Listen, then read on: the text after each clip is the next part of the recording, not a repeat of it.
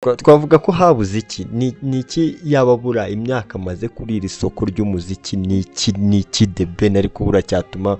rubanda abantu benshi batamwizerera? Ntago mbizi, ntago ndabyumva ko theben ajya agaragaza kenshi ko ashobora gukora indirimbo ikaba international, ariko sinzi impamvu akomeza kugumana buriya melody bwo mu Rwanda. Yes, abakobwa barayisirayinga kuri TikTok bagire gute tuyumve igarukire ku mupaka wenda n'aba diaspora bakunda umuziki nyarwanda, ariko biragoye kuzajya muri Kenya usanga abantu bayizi. Kubera iki nka twaturimba ngo nzaza ryari nibyo, kubera iki theben atagenga kurere indirimbo muri Wasafi ngacinga n'izindi vibes z'abandi ba producer. Buriya nko muri stage, buriya nanga stage za melody we Bruce Melody nanga stage za melody ngaho zarebe melody. Ntabwo nshobora gupfa kuva hano melody ashobora gukora akaririmbo nkakumva muri telefone yakavibinga, ariko ntabwo najya kumureba kuri stage kubera ko ndabizi ko nta kintu ari bunyereke gishyashya ni bya bindi. Je nk'ubu ngubu rwose ibintu imiziki biri fake, ntabwo turakumvika abantu. Ku bakunzi b'umuziki nyarwanda, ku bakunzi ba showbiz nyarwanda, twongeye kugaruka aho tugiye kongera kuganira tukarebera hamwe ibyaranze iyi weekend, aho tugiye kureba hamwe entertainment nyarwanda muri rusange. Haravuga iki sikosa yabaye bicika. Uyu munsi nazanye umusesenguzi, n'umusesenguzi tugiye kujya tubana mu biganiro bya buri munsi. N'umusesenguzi tugiye kurebera hamwe ibyo mwebwe mwibwira ko mwabonye ariko mutasobanukiwe ku muziki nyarwanda, ibyo mutari gusobanukirwa biri kuvugwa hirya no hino ku mbuga. Turakwakiriye. Murakoze. Waruvuze ku ndirimbo sikosa. Ngiye nshaka turebere in big picture. Urumva nayirazamo byanze bikunze kuko ku mihanda niyo gusa. Ya muri weekend ariko habaye ibintu byinshi, hari igitaramo cy'amateka, icyumba cy'amategeko, gitaramo nabuze comment nimwe mbi. Wabuze comment nimwe mbi ku cyumba cy'amategeko? Uwo muntu yaba yangani, umuntu wakomantinga nabi kuri kira gitaramo yaba yangani Imana. So warugarutse no kuri sikosa, yari maze iminsi ari fire mu mihanda. Reka tsimbuke abantu tutaba confusinga igitaramo icyumba cy'amategeko. Wowe nk'umuntu urebera umuziki mu ishusho rusange wakibonye uti? Amaboko narayamanitse, bahungu bandyamishije hasi barakubita. Naremeye nk'igihumbi ku ijana. Ubundi kiriya gitaramo icyumba cy'amategeko cyateranyirije hamwe abaraperi benshi muri rusange. Kuri wowe ubundi ninde muraperi wari usanzwe wumva ukumva niwe w'imihanda? Buriya bari abatipe bose, ndavuga cyane cyane Tough Gang. Bose buriya kera byarangoraga kuvuga ngo mfana nde kuko bose umwe yarazaga kanzi turunda kaza kanzi ndakaza kandi nkasanga indirimbo za buri bose ndazikunda. Ariko noneho Bulldog yaje kunkombeka cyane bitewe n'ukuntu ari igihe cyageze abandi bantu bacika intege, we asigara ahanganye. We bari igihe cyageze ubona Bulldog mbere gato y'iyi nkubiri y'aba bana bo muri covid. Bulldog yari ameze nk'umuntu usigaye wenyine mu kibuga, ari muri Afrobeat agakubita kongera agaruka agahagarara injyana mu madrili. Mbese muri make ubu ngubu Bulldog niwe muntu navuga ko kuri nge yazamurwe, yakomeje gufata ibendera rya hip hop. Tukivuga ku gitaramo, ni igitaramo cyari cyateguwe na Mafrika yo urayivuga iki kuri organisation idasanzwe twabonye ko organiza abantu nka bariya societe n'ubundi mu busanzwe iba yumva bari butenguha n'ibyari byo byose, ariko tukaba twarabonye bitandukanye. Bari abantu ntakubeshye bari gutanga icyizere bakomeje, usibye ko mu Rwanda kenshi ibintu iyo bigitangira ubona bishyushye biri hejuru, byagera aho kugira ngo bikure byageraga tukabona bivuyeho cyangwa se bacitse intege nyine, ariko bakomeje urwego. Ariko uribaza abantu bakoze ibitaramo bibiri bikurikiranye kandi byose bikagenda neza, kude chapeau kuri bo, kuko ibyo ni bice nibwo ndakeka aribwo hari bwo bagitangira nibwo bagitangira kutwereka ibitaramo, ariko ibyo batweretse babikoze neza kabisa, perfect. Wow. Reka nkubaze ikintu kimwe, hari umuhanzi utaraherukaga nahita heruka pe, umuhanzi bita Pifra no Green P uko wamubonye hariya Camp Kigali yayihagurukije akayinyeganyeza amatente abantu bakayamanura. Green P uramuvuga iki? mbere gato yuko ngira icyo muvugaho buriya abantu bumvaga ko ngo hip hop abarwanyaga hip hop nge ndibaza nk'ubu ngubu ndakeka bipfutse nk'amarido mu maso bafite isoni bafite ikimwaro ibintu byandutse urakoze umbajije ikibazo cyiza ni kikwereka ko hip hop ifite ireme kuko niba umuntu ashobora kuza agaperforma indirimbo yawe iririmbye mu myaka 15 ishize abantu bakavibinga nkaho yasohotse ejo ni ikintu kikwereka ko hip hop ari ikindi kintu reba Green P ntahita aheruka ariko ndakubwiza ukuri muri bano bahanza baririmba injyana zisanzwe adafite hit biragoye ko yabona ashobora kubona n'amashyi y'umuntu umwe stage se yayibona ubivuze neza cyane ndumva ubizi ariko ni kikwereka nyine ireme rya hip hop ni kwereka ko hip hop nubwo abantu bakomeje kuyirwanya ariko batweretse yuko baramutse bayihaye umwanya hip hop ari ikindi kintu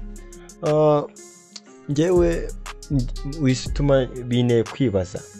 kwaba ari uko abo bahanzi bacu bakoze ibintu perfect cyangwa bari twavuga ngo bari ku gitutu wenda cyuko na minister yashimye iriya album ndavuga minister w'urubyiruko utuma twishima ikintu cyabayeho kihari ubu ngubu ona Bulldog Riderman n'abantu bamenyereye game n'abantu amaze kuba bakuru n'abantu nyine ubu ngubu dushobora gusanga mu bintu byakavuyo bafashe umwanya bubaha ibintu byabo barabitegura ikindi kintu n'abantu bamaze guhindura imyumvire urabona dufite minister w'umujene mbere hari ukuntu mbere byari bigoranye kubabona usibye wenda n'ibya hip hop byari bigoranye kubabona umuyobozi mu gitaramo cyari cyo cyose ariko ubu niba minister asigaza akitabira igitaramo cya hip hop kikagenda kuriya ni kigaragaza ko n'imyumvire imaze guhinduka kameme ni ibintu byiza hip hop imaze igihe mbese isa nkaho kuri map nyarwanda turi kuyibona ariko iteruwe n'aba bana ba Kevin new generation ariko ndibaza new generation yageze ahantu hose ku buryo sinzi niba ari ikibazo cya showbiz nyarwanda ariko nsigaye mbona umuziki na comedy byarivanze abantu turi gukenera kuvuga wenda igitaramo runaka tugaca muri Genzi comedy twagiye tubibona abantu tugakenera iki tukifashisha platform z'abantu baba comedy nyine ubundi umuziki nyarwanda muri rusange turetse na hip hop muri rusange ufite ikihe kibazo kare hari ibintu wari ukomoje uri kuvuga ku ndirimbo sikosa buriya hari umuziki nyarwanda ufite ikibazo cyo kuba abantu bafite nyine indirimbo z'abahanzi zirasa indirimbo ya Chris Easy irasohoka ukumva irasa niya Kenisol nta tandukaniro ririmo uzabyumve lyrics ugasanga zirajya gusa melody ni zimwe production ni imwe ugeze kuvuga kuri sikosa bora sikosa numusha abantu hamwe bavuga ngo bashishe Oliver Ngoma ngo ibyo twagiye byo nyine ku bantu tudasobanukiye wenda iby'umuziki sinzi uraza kubivugaho ariko twagiye twumva n'indirimbo ivuga neza kuriya nge ndashaka kugusubiza nifashishije iriya ndirimbo ndashaka kuza kugusubiza nyine n'ikibazo umuziki nyarwanda ufite iriya ndirimbo reduko icuranze biriya ntacyo bitwaye ni gusamporinga biremewe gusamporinga biriya ntacyo bitwaye ahubwo kugira ngo nza gusobanurira ikibazo cyawe neza ngewe buriya ikintu nenga kuri iriya ndirimbo ni cyane cyane ndagara kuri theben uko niwe mukuru theben ukuntu yaririmbaga muri 2009 nika kiririmba n'ubu ngubu ntatandukaniro ririmo yuko indirimbo ni nziza melody twakunde ahogoza mu ndirimbo yego ariko indirimbo iguma Kigali n'ubundi ntaga indirimbo yasohoka imipaka twavuga ko habuze iki ni iki yababura imyaka maze kuri iri soko ry'umuziki ni iki theben ariko buracyatuma rubanda abantu benshi batamwizerera ntago mbizi ntago ndabyumva ko theben ajya agaragaza kenshi ko ashobora gukora indirimbo ikaba international ariko sinzi mpamvu akomeza kuguma na buriya melody bwo mu Rwanda yes abakobwa barayisirayinga kuri TikTok bagire gute tuyumve igarukire ku mupaka wenda n'aba diaspora bakunda umuziki nyarwanda ariko biragoye kuzajya muri Kenya usanga abantu bayizi kubera ikintu nka twaturimba ngo zaza ryari nibyo twavuga ko ari ikibazo cya theben cyatwakita ikibazo cy'umuziki nyarwanda muri rusange ndashaka kugaruka ku kibazo warambaje mbere ni ikibazo cy'umuziki nyarwanda abantu kuki eske nisoro natandukane na Chris Easy natandukane na Neri Ngabo badukubita lyrics mu nakubita buriya bagande nubwo umuziki wabo akanyuri turi kugenda tubusa nk'ababa depansa ariko uzi abagande bagira lyrics nta lyrics ushobora gusanga isa n'indi mu gihe twebwe kenshi usanga ama lyrics yacu ameze kimwe arasa so ni ikibazo rero nyine umuntu ategereza ikintu gishyashya mu matwi ye akakibura umuntu noneho nibi bitaramo bakora ukagenda ukabona umuntu kuri stage nta vibe agiye kuri stage niba ari ubusambo badashaka gusangira n'abandi ntafasha ababyinnyi ngo bajye kuri stage bahatanga ibyishimo akajya buriya nko muri stage burananga stage za Melody we Bruce Melody nanga stage za Melody ngaho zarebe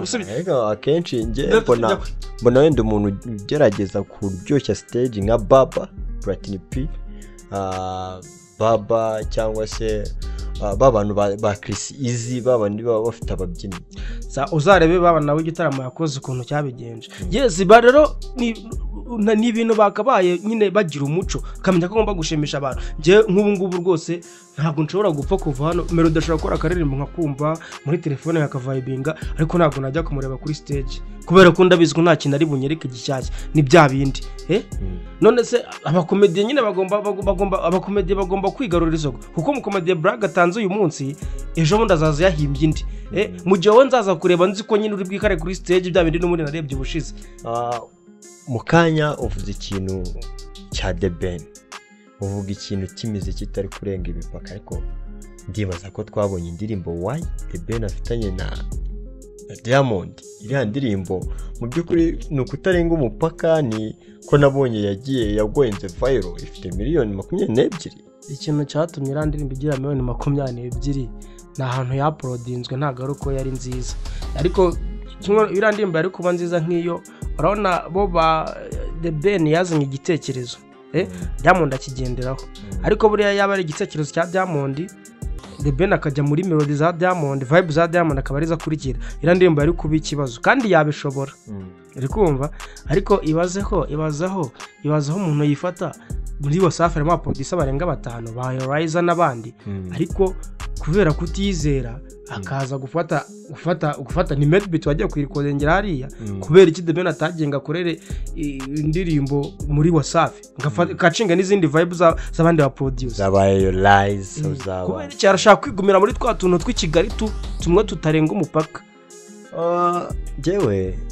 sinzi kuntu mbibona mbona mu Rwanda nyine abahanzi bakuru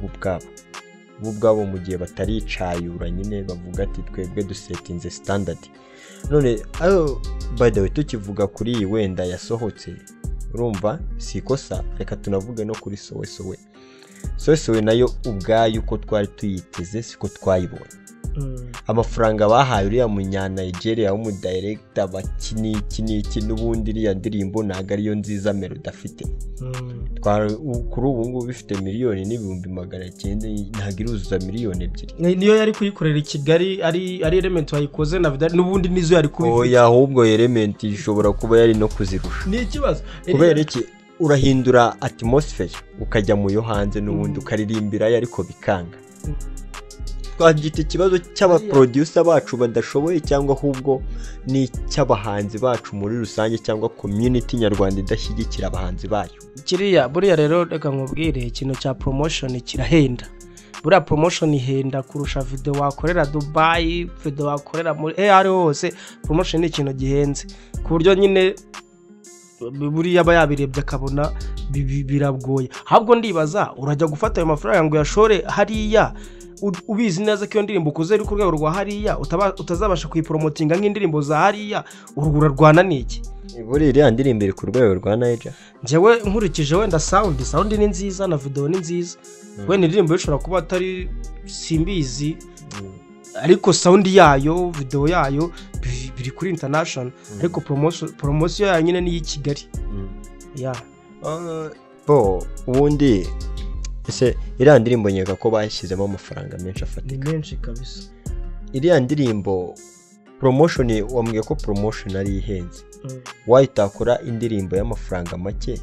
hanyuma ubwo promotion ukayishyiramo amafaranga menshi mbwira ngo kubera iki utashaka uburyo uzana itandukaniro mu bintu wakoraga cyangwa mu bisanzwe bihari noneho niyo wakomeza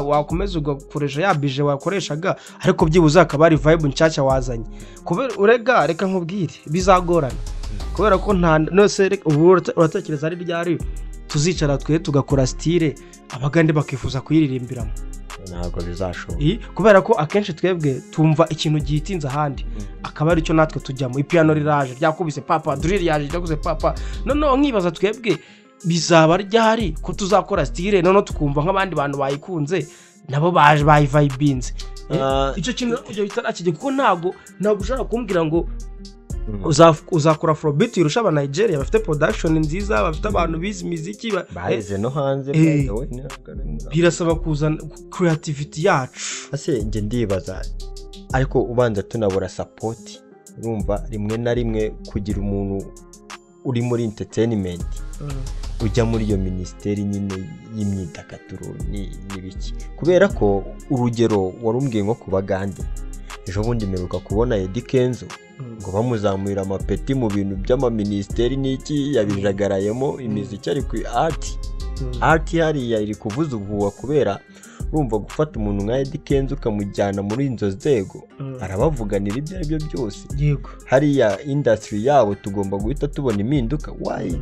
abantu nyine batabikora gutyo no mu busanzwe ahubwo ugasanga minister nyine wa art ntago afite aba artist muri iyo ministeri none se wowe uri nk'umukuru w'igihugu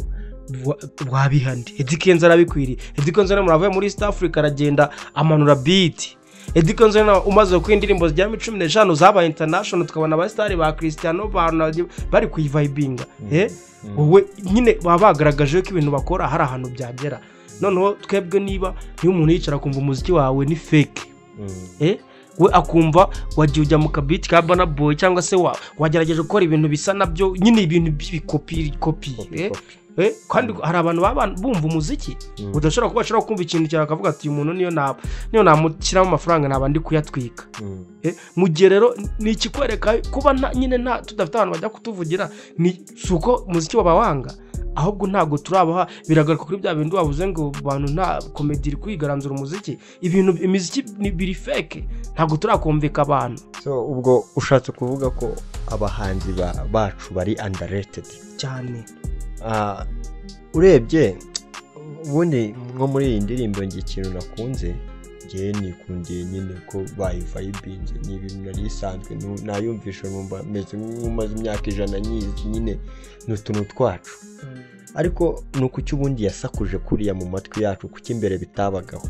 ikintu cyatumye sakuza urumva hari saga ziri hagati ya theben na coach Gael noneho kandi element yari umuntu wa coach Gael kandi iyo saga yari imaze iminsi noneho ntago abantu biyumvisha gukuntu element yakoze indirimbo ya theben kandi theben adacana waka na coach Gael kandi element ari uwahe ari kwa coach Gael nicyo kintu cyatumye bisakuza cyane kugira ntago ari prakara byanyabyo my dear byari byanyabyo kabisa nkeka ko ariyo mpamvu nageze ngahane ni kwa kundi nyine umuziki uza bakawutwikira twagiye tubibona ba defis biriya byari seri